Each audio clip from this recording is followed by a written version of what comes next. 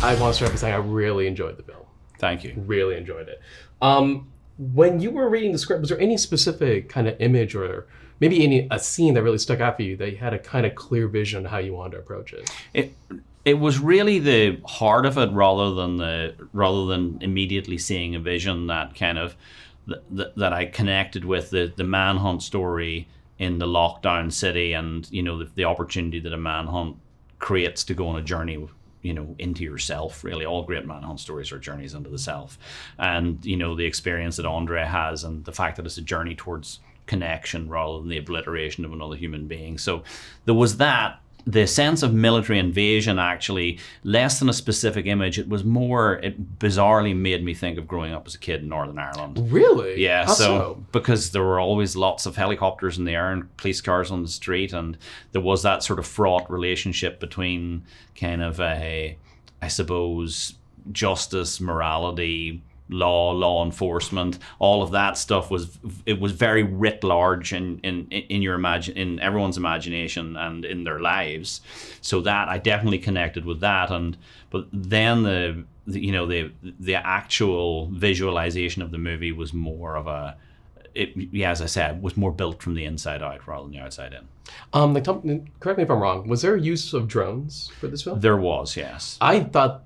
I'll be honest, I'm not a big fan of drone usage. Sometimes you can see a drone shot and you go, okay, it's a drone shot. I love the use of drone footage in this film, specifically the shot of Andre's father's funeral. Yes. That's a beautiful shot.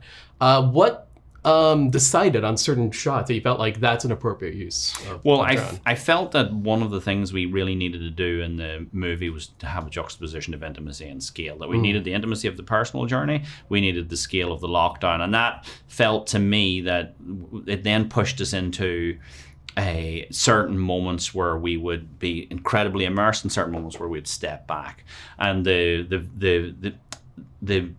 there's a lot of aerial photography in it as well that's from a helicopter, because there are restrictions on drone use. So it felt like the logical way to show at the beginning of the movie that the bridges and roads like arteries leading into a heart, and that these things would then be cut off and shut down. So that was a kind of clear narrative device. The drone shot at the funeral was a really fortuitous event where the guys who carried the coffin out of the church and put it in the hearse are the actual NYPD people who. So they turned up in their uniforms with these white gloves on, and when they saluted, it was just an incredibly graphic image, and that just felt like the best way to capture that. Absolutely. And much more so than a conventional wide shot. And because that actually happened on day 2 of the shoot, it's that thing where as you go forward, the film begins to tell you how to photograph it. As it assumes a life of its own and begins to speak back. So that's really why we went down that route. Can you go a little bit about what was it like with the Russos helping you out, specifically with the post-production? Pretty amazing throughout, actually. I mean, obviously it was their project. They brought it to me. They got me involved. They were incredibly, they were creatively very demanding, but in the best possible way. They were amazingly supportive. It was always a case of the best idea wins.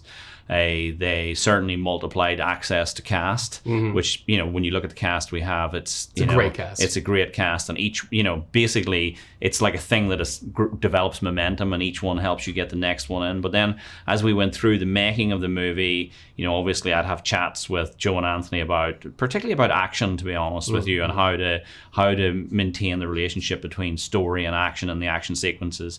And then in post-production, it was just the constant drive to elevate the footage that we had and make sure that we were maximizing the story opportunities, and that we were creating something that was emotionally real but cinematic and iconic and at the same time.